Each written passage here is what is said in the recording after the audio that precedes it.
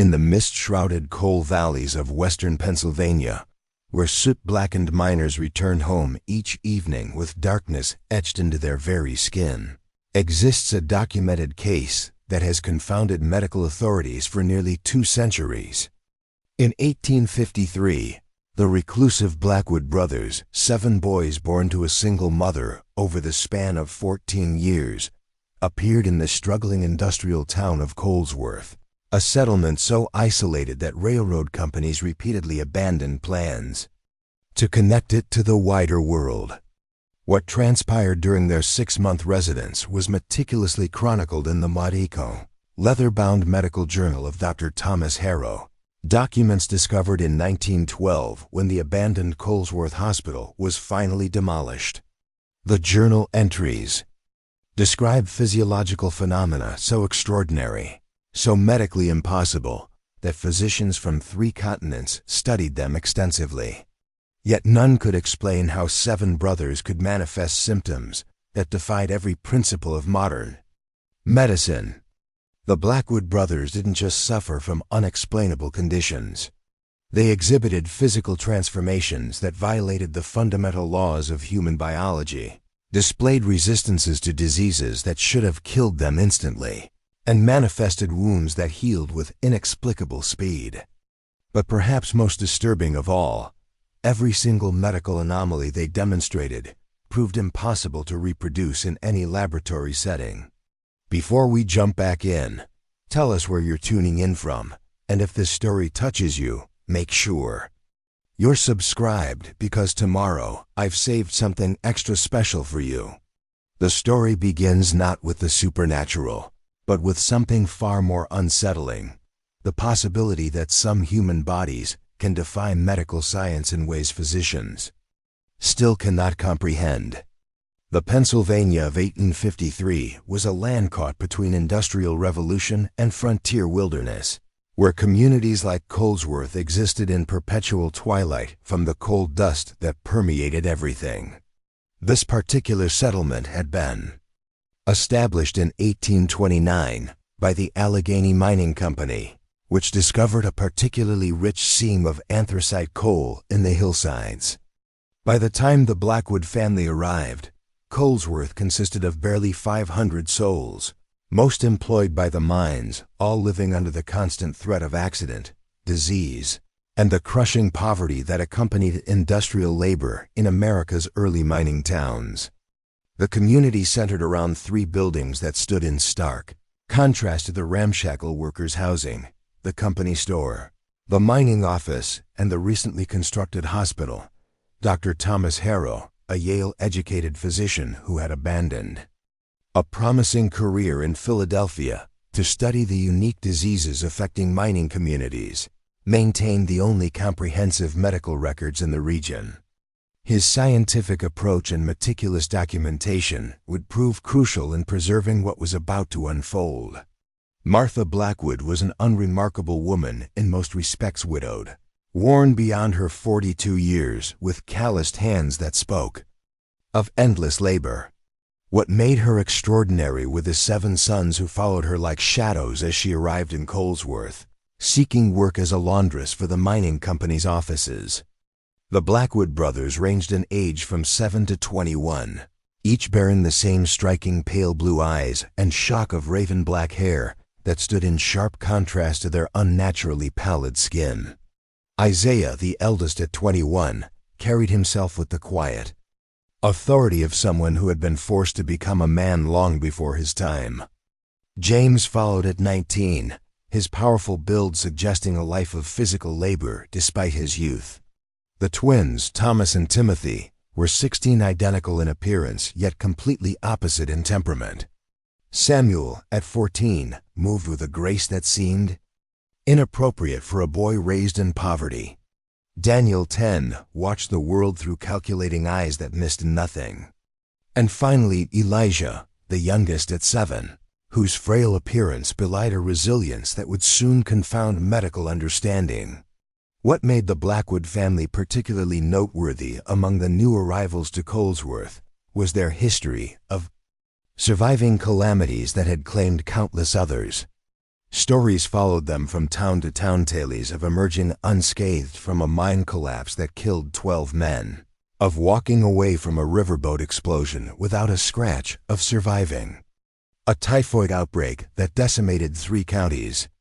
Some attributed this to divine protection, but those who observed more carefully noticed physical peculiarities that defied explanation. The journey to Coalsworth had been particularly difficult.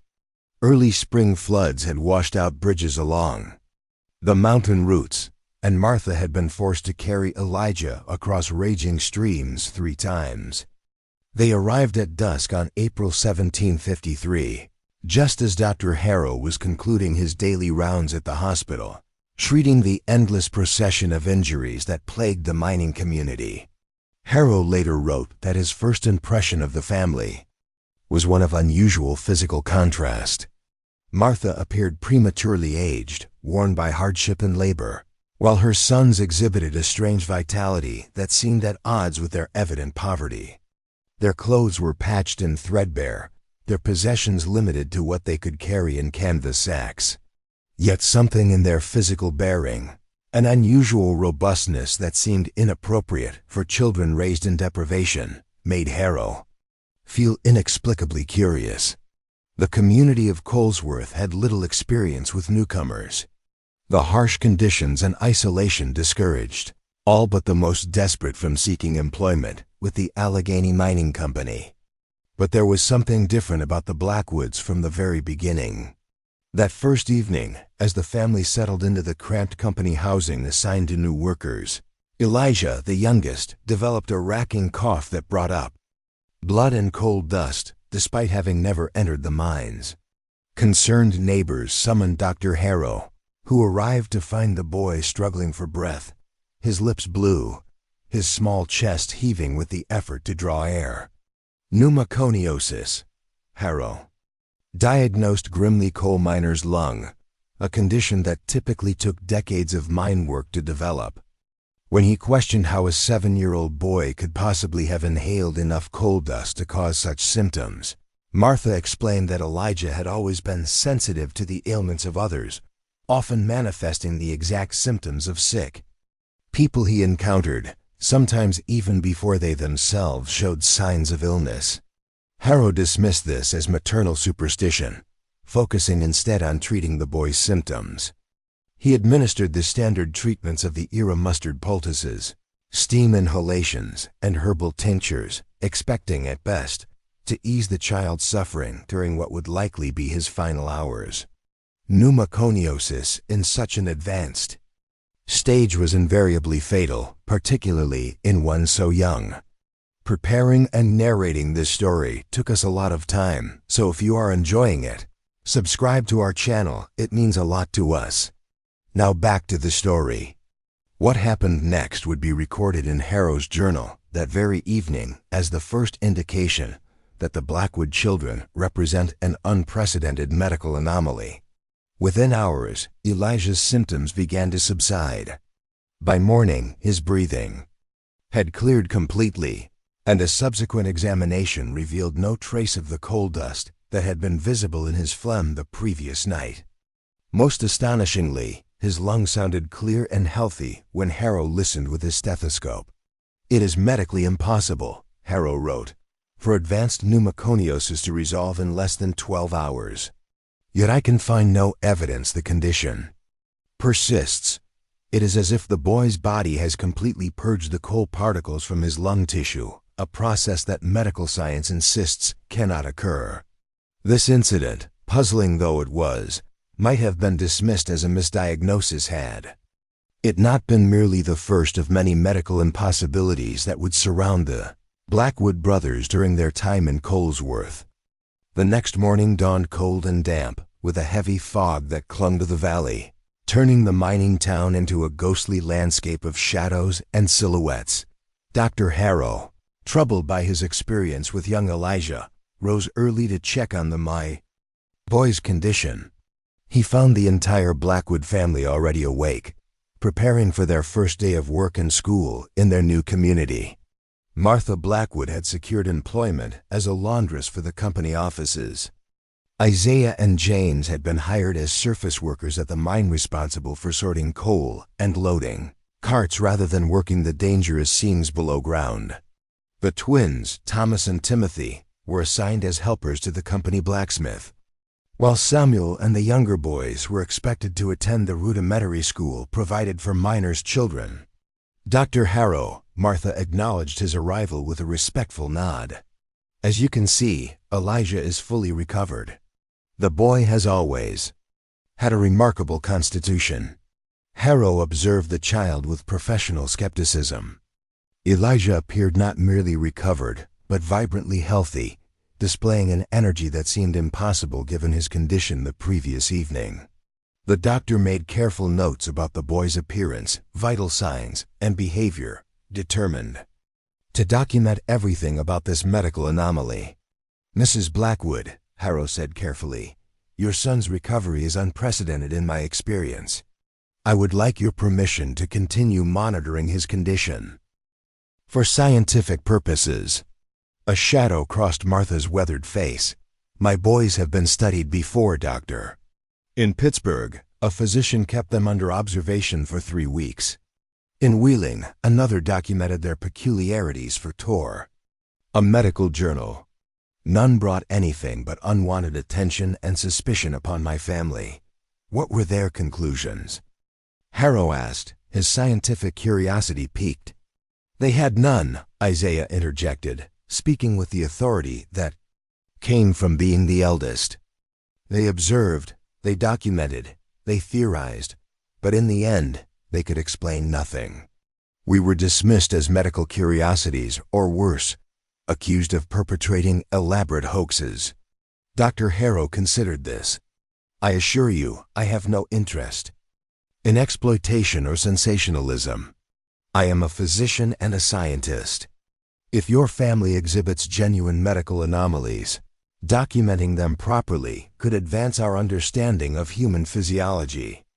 The Blackwoods exchanged glances, seeming to communicate without words in the way of families who have endured hardship together. Finally, Martha nodded. "You may observe, doctor, but we've learned to be cautious with medical men. Too often, their interest transforms from professional to something else entirely."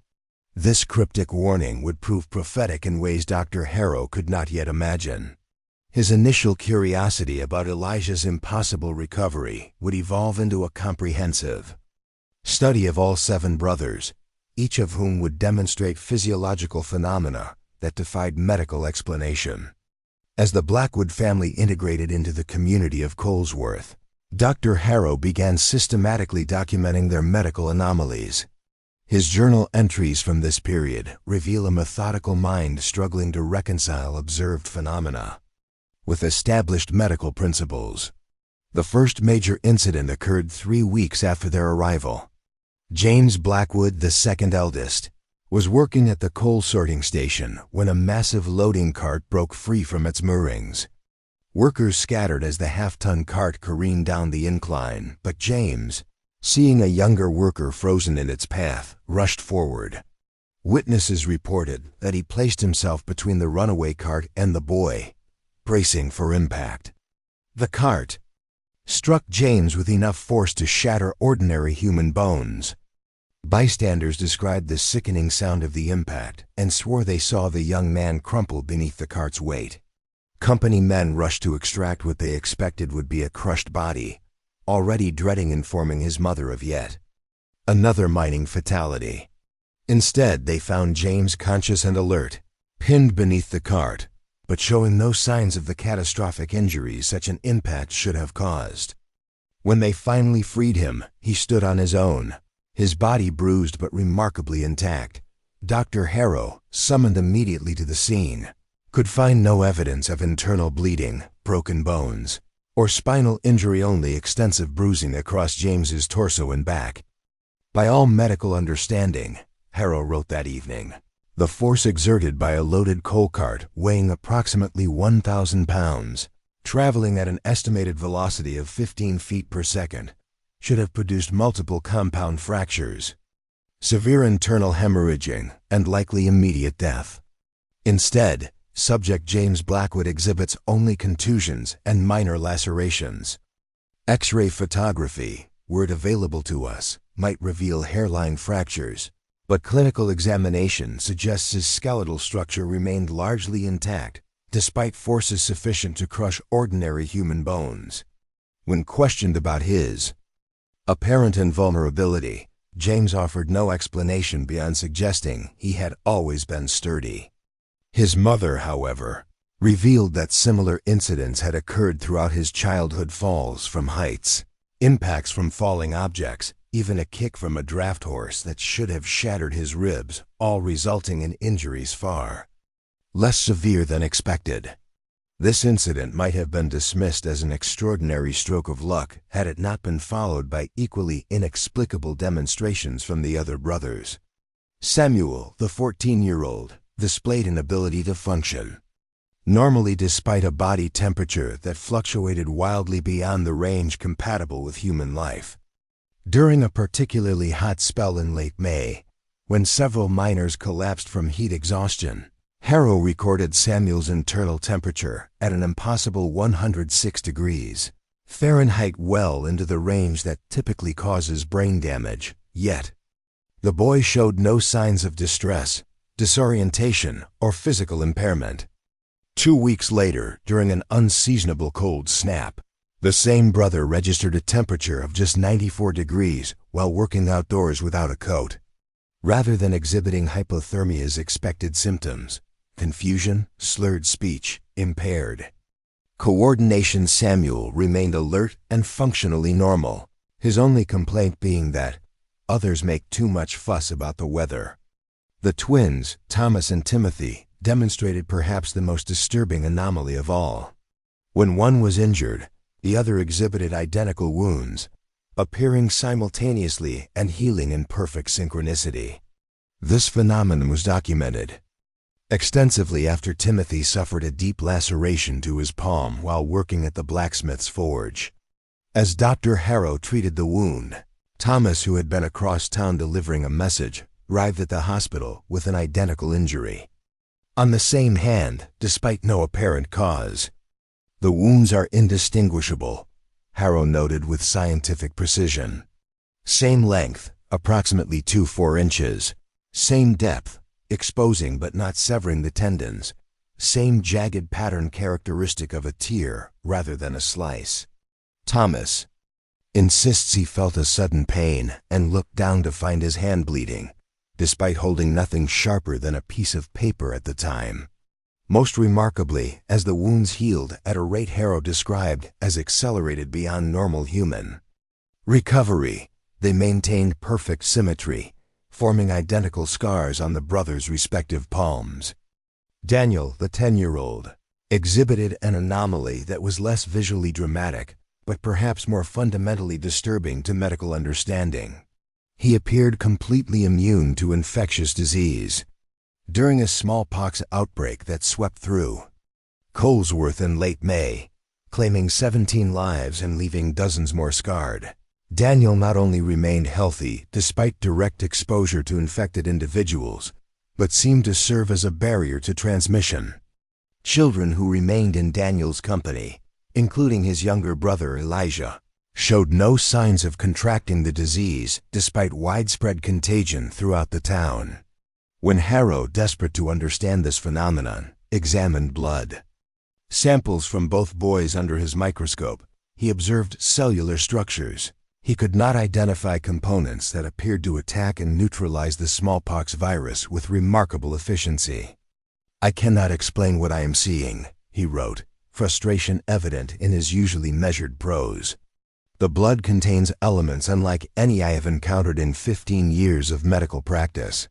If I did not know better, I would suggest the presence of defensive structures far more sophisticated than any white blood cell known to science, almost as if their bodies had developed weapons against disease that medical science won't discover for centuries." Isaiah, the eldest at 21, demonstrated yet another impossible biological trait: accelerated healing that defied the normal timeframes of human recovery. After sustaining a compound fracture of his forearm in a mining accident, with The broken bone visibly protruding through the skin, he permitted Harrow to set and splint the injury using standard medical procedures. What followed was anything but standard. The wound, which should have required weeks to close and months to heal completely, showed remarkable improvement within days. By the end of the first week, new bone had already formed, a process that typically takes 3 to 4 weeks to begin. By the 10th day, Isaiah could move the arm without pain. By the 14th, he removed the splint himself, demonstrating full range of motion and no signs of the catastrophic injury that had occurred just 2 weeks earlier. "It defies everything we understand about human healing," Harrow recorded. "Bone regeneration at this rate is simply impossible according to established medical knowledge. Yet I have witnessed it with my own eyes, measured it with my own instruments, and documented it with scientific precision." Throughout these extraordinary demonstrations of biological impossibility, young Elijah continued to exhibit his own unique anomaly, the ability to manifest the symptoms of illnesses afflicting those around him, experience their full progression in hours rather than days or weeks, and recover completely without treatment or lasting effects. Dr. Harrow documented 17 distinct instances of this phenomenon during the Blackwood's first 2 months in Coalsworth. Elijah contracted everything from minor respiratory ailments to typhoid fever, experiencing textbook symptoms that resolved with impossible speed. Most disturbing were cases where the individuals whose diseases Elijah temporarily shared experienced dramatic recoveries themselves, as if the boy had somehow drawn the illness from their bodies into his own, neutralized it through some unknown biological process, and emerged unscathed. As Dr. Harrow's documentation of these phenomena grew more extensive, his scientific detachment began to erode. His journal entries, initially clinical and objective, increasingly revealed a man grappling with observations that undermined the very foundations of his medical training. I find myself in the uncomfortable position of recording facts that I cannot explain and that contradict everything I was taught about human physiology, he wrote after witnessing Elijah recover from symptoms of advanced tuberculosis in less than 24 hours. Either I am witnessing an elaborate deception, which seems increasingly unlikely given the controlled conditions of my observations, or the Blackwood brothers represent a fundamental challenge to our understanding of human biological potential. News of the extraordinary Blackwood brothers began to spread beyond Coalsworth. Dr. Harrow's preliminary reports, shared with medical colleagues in Philadelphia and New York, attracted the attention of physicians who specialized in unusual cases. By early June, the first of these specialists arrived in the mining town, eager to observe the phenomena for themselves. Dr. Edmund Carrington from Johns Hopkins brought sophisticated equipment to measure the brothers' vital signs during their extraordinary demonstrations. Dr. Sophia Vabar, one of the few female physicians of the era and a specialist in rare congenital conditions, came from Chicago with theories about possible genetic explanations. Dr. Harrison Wells, representing the newly established Smithsonian Institution, arrived with instruments to collect tissue samples for scientific preservation. The Blackwood family's initial wariness toward medical attention transformed into outright resistance as more physicians descended upon Coalsworth. Martha, in particular, became increasingly protective of her sons, limiting access to them and refusing invasive examinations. "We have cooperated with Dr. Harrow because he treated us with dignity," she informed the assembled physicians during a tense meeting at the hospital. "But we are not specimens to be dissected for your curiosity. My boys are human beings, not medical oddities to be cataloged and displayed." Dr. Carrington, accustomed to compliance from patients of lower social standing, was particularly dismissive of her concerns.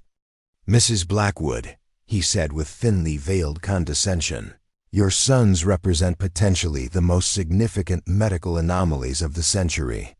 Their conditions could advance our understanding of human physiology by decades. Surely you cannot. Place your discomfort above the advancement of medical science. It was Isaiah who responded, his normally reserved demeanor hardening into something more formidable. We have been down this road before, Doctor. In Baltimore, physicians promised to study us respectfully, then suggested confining my brothers to a medical ward for extended observation. In Cincinnati, a surgeon proposed exploratory operations to examine our internal organs while we still lived. We left both cities in the night when their scientific curiosity transformed into something darker. The gathering of medical authorities might have devolved into conflict had Dr. Harrow not intervened, proposing a compromise that would allow limited examination under conditions the family found acceptable. The Blackwoods would participate in controlled demonstrations of their unusual abilities, but only non-invasive examinations would be permitted, and any brother could withdraw consent at any time. Most of the visiting physicians agreed to these terms, though Dr. Carrington departed in protest, declaring that half measures would produce only half-truths. Those who remained established a temporary research clinic in a corner of the Coalsworth Hospital, where they began systematically documenting the Blackwood anomalies with all the scientific rigor 1853 medicine could provide. What they observed over the next 4 weeks would challenge every fundamental principle of human biology. James demonstrated his extraordinary resistance to physical trauma by allowing controlled impacts to his body that would have broken normal human bones. The twins permitted experiments that confirmed their inexplicable physiological connection, including one dramatic demonstration where a mild electrical stimulation applied to Thomas's arm produced identical muscle contractions in Timothy's corresponding limb, despite his being in a separate room with no possible physical connection. Samuel allowed continuous monitoring of his body temperature as it fluctuated beyond normal human tolerance, while Daniel provided blood samples before and after exposure to infectious agents, demonstrating his remarkable immunity. Isaiah subjected himself to minor injuries that healed before the doctor's watchful eyes. The process of tissue regeneration visibly accelerated beyond normal human capacity. Only Elijah remained largely exempt from these demonstrations, his mother refusing to allow deliberate exposure to disease for the sake of scientific observation. He bears enough burden absorbing the illnesses of others without your manufactured exposures, she insisted, and on this point she would not be moved. As June turned to July, the physicians compiled extensive documentation of phenomena they could observe but not explain. Their reports, filled with precise measurements and detailed observations, nonetheless ended with the same scientific conclusion. The Blackwood brothers exhibited physiological capabilities that defied current medical understanding. Dr. Harrow's scientific reputation began to suffer as his reports circulated within the medical community. Colleagues who had once respected his methodical approach now questioned his objectivity. Letters arrived from medical journals rejecting his submissions, citing insufficient evidence or implausible conclusions, despite the meticulous documentation provided. The Pennsylvania Medical Society, which had previously invited him to present his findings at their annual conference, quietly withdrew the invitation without explanation. It appears, Harrow wrote bitterly in his journal, that medical science prefers comfortable ignorance to uncomfortable truth. When faced with evidence that challenges fundamental assumptions, the scientific community does not rise to the occasion. It retreats behind walls of established doctrine. Most troubling was correspondence from his former mentor at Yale, Dr. William Hammond, who had once championed Harrow's career. "My dear Thomas," Hammond wrote, "I implore you to distance yourself from these extraordinary claims. Your association with such medical impossibilities threatens to undo a promising career. Whatever you believe you have observed in this mining community, I caution you to consider more rational explanations before sacrificing your professional standing on the altar of the inexplicable." As his professional isolation grew, Harrow became increasingly dependent on the few physicians who remained in Coalsworth, committed to understanding the Blackwood phenomena. Dr. Sophia Weber proved particularly valuable, her experience with rare conditions providing context for their observations, though even she admitted they had ventured beyond the maps of known medical territory. "We are like naturalists who have discovered an island populated by creatures thought to be extinct," she remarked during one evening of debate. "The question is not whether the Blackwood brothers exist. We can see them with our own eyes, but how they came to possess physiological capabilities that medical science insists are impossible. This was the question that haunted their research. What made the Blackwood brothers different? Was it congenital? Environmental? Some combination of factors that had produced 7 children whose bodies defied the limitations of human biology?"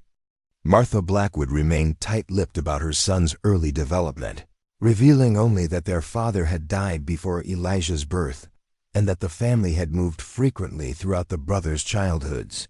When pressed about whether the boys had always demonstrated these extraordinary capabilities, she would only say that they've always been healthier than most, even in the worst conditions. It was young Daniel who provided the first significant clue to their origins. During an examination of his remarkable immune system, Dr. Weber casually asked if he remembered ever being seriously ill. "Only once," the 10-year-old replied, "when I was very small. We all were sick then, after the water." "The water?" Weber asked, her attention immediately focused. Daniel hesitated, glancing toward the door as if concerned about being overheard. "Mother doesn't like us to talk about it. She says people wouldn't understand." Dr. Weber, recognizing the potential importance of this information, gently encouraged the boy to continue. With the natural storytelling ability of a child, Daniel revealed a piece of family history that had never appeared in Harrow's documentation. "We lived in a place called Brookfield then," Daniel explained, "near a big river with a factory upstream. Something went wrong at the factory, a big accident with lots of smoke and bad smells. The river turned strange colors, and everyone was told not to drink from it." His young face grew serious as he continued. "But we were poor, and our well had gone dry. Mother tried to boil the river water to make it safe, but it still tasted strange. We all got sicker than anyone had ever been. The doctor who came said we would die, that the water had poison in it from the factory." Weber listened with growing fascination as Daniel described symptoms consistent with severe chemical poisoning, vomiting blood, seizures, skin blistering from contact with the contaminated water. "Mother prayed over us day and night," the boy continued. "She made poultices with plants she gathered from the hills and fed us teas that tasted terrible. The doctor stopped coming, saying it was hopeless, but Mother wouldn't give up." According to Daniel, the crisis lasted nearly 2 weeks. Other families who had consumed the contaminated water lost children, parents, entire households. But somehow, the Blackwood brothers survived. "When we finally got better," Daniel concluded, "we were different, stronger. Isaiah could lift things no boy his age should have been able to move. James fell from a hayloft and walked away without a scratch. The twins started feeling each other's pains, and I never got sick again, not even when everyone else did." Dr. Weber immediately shared this information with Harrow and the remaining physicians. The implications were staggering. Could exposure to industrial chemicals, combined with Martha's herbal treatments, have somehow altered the boy's physiology? At a fundamental level, was this a case of environmental mutation, the human body adapting to survive extreme toxicity? It would explain why Martha is so protective of information about their origins, Weber theorized. Industrial poisoning cases are often settled quietly, with compensation contingent on silence.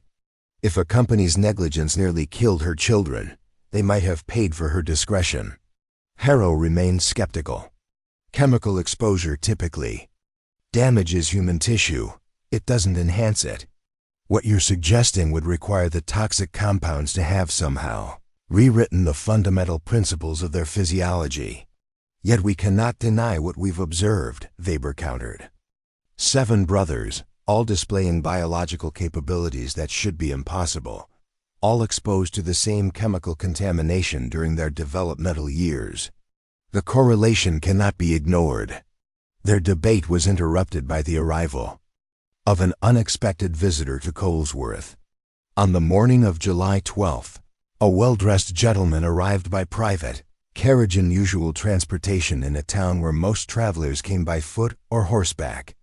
He introduced himself as Lawrence Phelps, representative of the newly formed Bureau of Industrial Regulation, a federal agency established to investigate accidents involving manufacturing facilities. Phelps requested a meeting with Dr. Harrow, explaining that reports of the Blackwood case had reached federal authorities through unusual channels. During their initial conversation, he revealed knowledge of the Brookfield chemical spill that Daniel had described, an industrial disaster that had been quietly covered up by the New England Manufacturing Company 8 years earlier. The incident was more significant than the public was led to believe, Phelps explained, his manner suggesting he was sharing confidential information. 37 confirmed deaths, dozens more with chronic conditions. The company provided compensation to affected families in exchange for their silence, and local authorities cooperated in minimizing the official death toll. When Harrow asked how this connected to his current research, Phelps became more direct. The Bureau has been tracking unusual medical cases potentially linked to industrial contamination. The Blackwood family has appeared in our investigations multiple times, first as survivors of the Brookfield incident, then in connection with unusual medical reports from several communities where they subsequently resided. He produced a leather portfolio containing documentation that stunned even Harrow, who had thought himself familiar with the Blackwood case. Medical reports from 5 different physicians in 4 states, all describing anomalous physiological characteristics in the Blackwood brothers. A confidential memorandum from the New England Manufacturing Company discussing unexpected outcomes among Brookfield survivors. Witness statements describing James Blackwood lifting a fallen beam that would normally require 3 men to move after a church collapse in Ohio. Dr. Harrow, Phelps said with quiet intensity, what you've been documenting here isn't just a medical curiosity. It represents potentially the most significant case of human adaptation to industrial toxins ever recorded. The Bureau believes the Blackwood brothers may be just the first of many similar cases as our industrial output increases and more communities face contamination events. Harrow felt a chill at the bureaucrat's clinical description. These are children, Mr. Phelps, human beings, not specimens for government study. Of course, Phelps agreed smoothly. Which is precisely why I'm here. The Bureau wishes to offer the Blackwood family federal protection and support in exchange for their participation in a comprehensive research program. They would be relocated to Washington, provided comfortable housing, education for the younger boys, and employment for the older ones. Mrs. Blackwood would receive a generous stipend. And in return? Harrow asked, already suspecting the answer. Regular medical examinations, controlled testing of their unusual capabilities, biological samples for analysis. Phelps's voice remained even, reasonable. All conducted with the highest ethical standards, of course. Harrow's instinctive distrust must have shown on his face, for Phelps quickly added, "This isn't exploitation.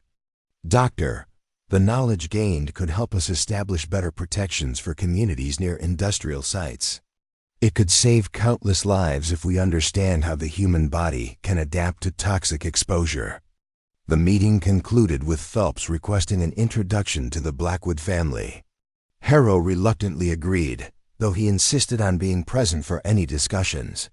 As the government man departed to secure accommodations in Coalsworth's modest boarding house, Harrow found himself conflicted. The resources Phelps offered could provide security for a family that had known little but hardship. Yet something in the bureaucrat's clinical assessment of the brothers as cases rather than children left him deeply uneasy.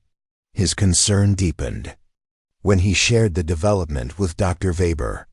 "The Bureau of Industrial Regulation," she said slowly, "is not primarily a medical organization. Its mandate covers investigation and regulation, yes, but also military applications of industrial innovation. During the Mexican War, they were rumored to have researched chemical compounds that could enhance soldier performance or create incapacitating effects on enemy troops. You're suggesting they see the boys as potential weapons research?" Harrow asked, horrified. "I'm suggesting their interest may extend beyond public health concerns," Weber replied carefully. "A human being who can withstand physical trauma that would kill an ordinary man, who can survive temperature extremes, who demonstrates immunity to disease, these capabilities would be of significant interest to military planners." Before Harrow could respond, a commotion erupted outside the hospital. Rushing to investigate, they found James Blackwood carrying his younger brother Elijah, the boy's small body limp in his powerful arms. Behind them came Martha, her face etched with fear unlike anything Harrow had seen from the stoic woman before. "He collapsed at the company store," James explained breathlessly as he carried Elijah into the examination room. "One minute he was fine, the next he couldn't breathe." Harrow immediately began examining the boy, whose symptoms presented as acute respiratory distress combined with elevated temperature and cyanosis, the bluish skin discoloration indicating insufficient oxygen. The pattern was familiar from his observations of Elijah's unusual ability to manifest others' illnesses, but this episode appeared far more severe than previous incidents. "Who was he near?" Harrow asked, already reaching for his stethoscope. "Was anyone ill at the store?" "No one," Martha answered, her hands twisting her apron with uncharacteristic anxiety. "He was only with his brothers buying supplies for supper." Dr. Weber joined the examination, her experienced hands checking Elijah's pulse as Harrow listened to the boy's labored breathing. "This resembles advanced pneumonia," she observed, "but the onset is far too rapid. Even Elijah's unusual presentations typically develop over hours, not minutes." Isaiah appeared in the doorway, his normally composed expression replaced by visible concern. "Doctor," he said quietly, drawing Harrow aside, "there's something you should know." Before Elijah collapsed, he said he could feel many people sick. At once, more than he'd ever felt before. He said it was coming from the North Mine. Harrow felt his blood chill. The North Mine was Coalsworth's oldest and deepest excavation, employing over 100 men on each shift.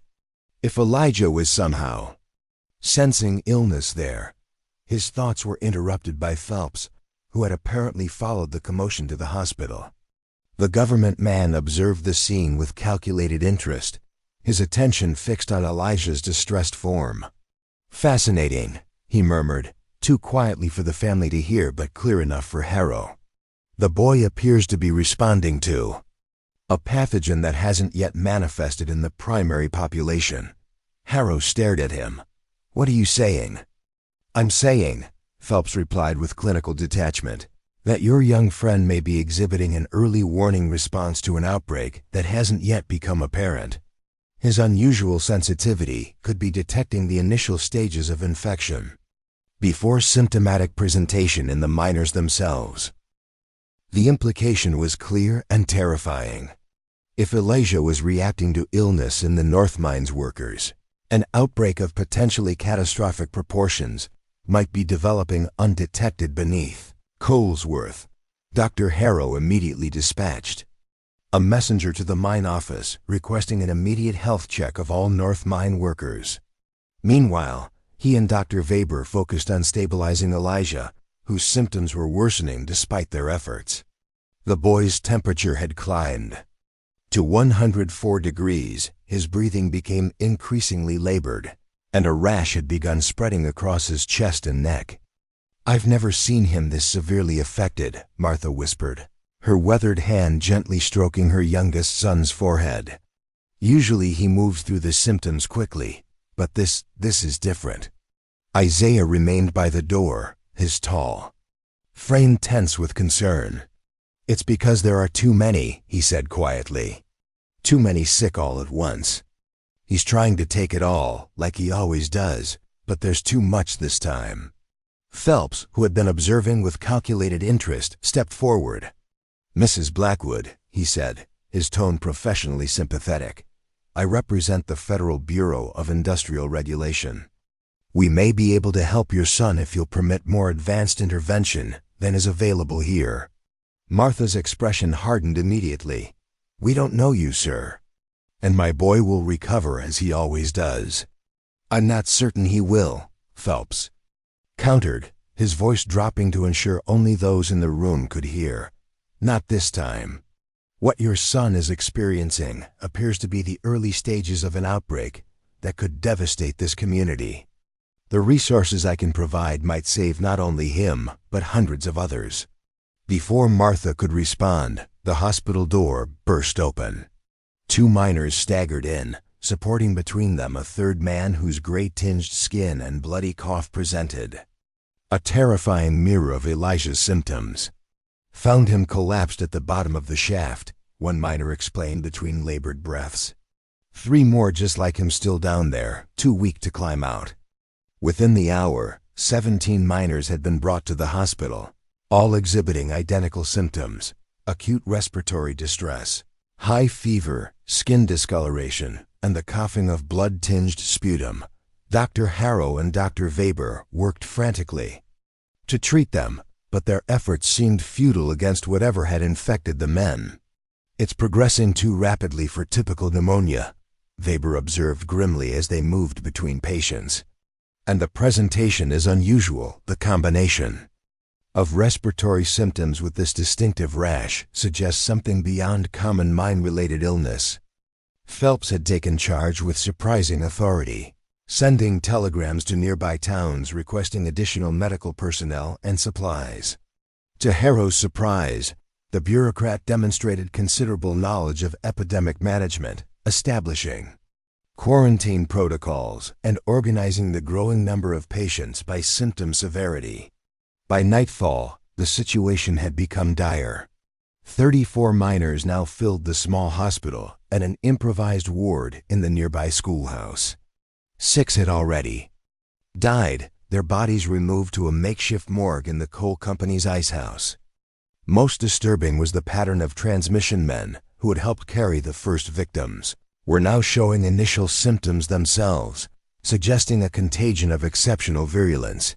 Through it all, young Elijah Blackwood remained at the center of the growing crisis. His condition neither improved nor deteriorated, suspended in a state of acute distress that mirrored the miner's symptoms, but never progressed to the fatal stage that had claimed the first victims. "He's fighting it," Martha insisted, refusing to leave her son's bedside despite the risk of contagion. "This is what he does. He takes the sickness into himself and fights it there." Harrow, exhausted after hours of treating dying men with limited resources, found her faith in her son's abilities both touching and scientifically intriguing. If Elijah truly possessed some extraordinary capacity to process disease, could that ability somehow be leveraged to understand this outbreak? Dr. Weber had been methodically documenting the progression of symptoms across all patients, searching for patterns that might guide treatment. The infection moves from respiratory distress to systemic inflammation within hours, she reported during a brief consultation with Harrow and Phelps. The distinctive rash appears to correlate with the final stage before organ failure.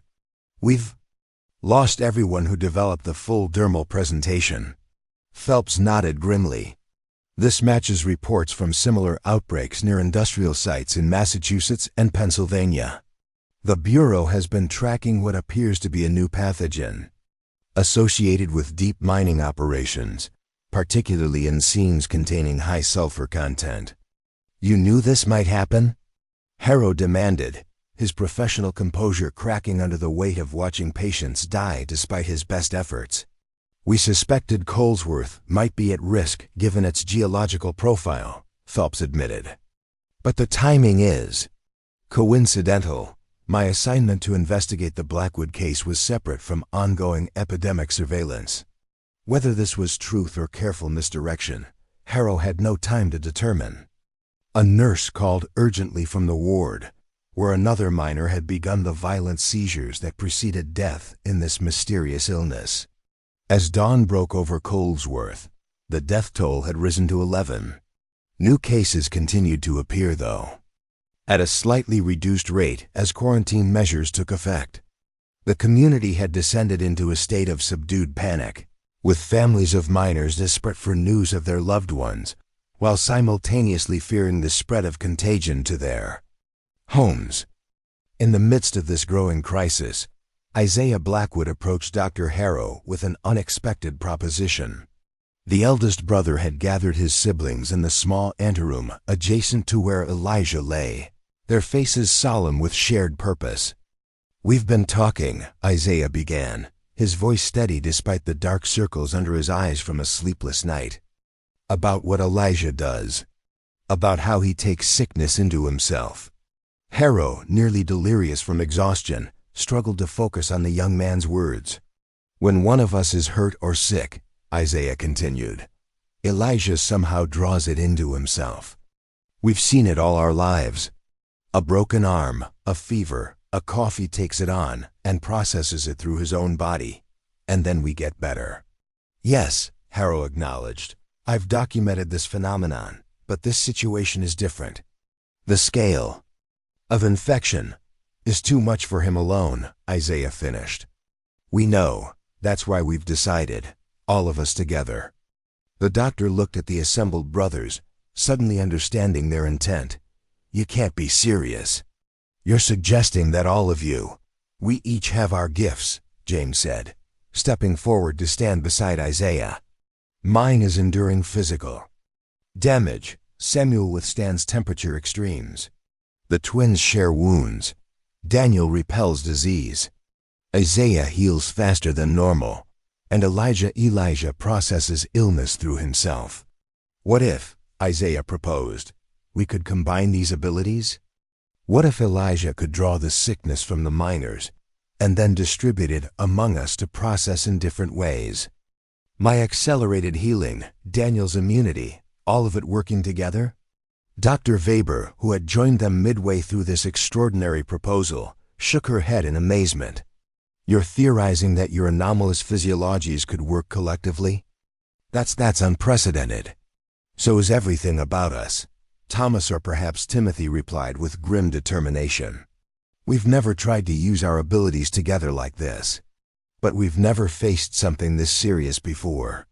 Harrow looked at the brothers, their young faces set with resolve beyond their years. The proposal was medically absurd, scientifically impossible, and yet, so was everything else he had documented about the Blackwood family. "Even if this were possible," he said carefully, "the risk to all of you would be enormous. This infection has killed strong men within hours. I cannot in good conscience authorize an experiment that might result in 7 dead children instead of 1 sick one."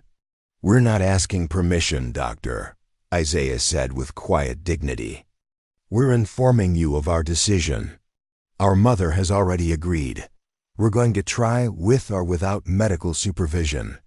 Harrow exchanged a glance with Dr. Weber, whose expression reflected his own conflicted thoughts.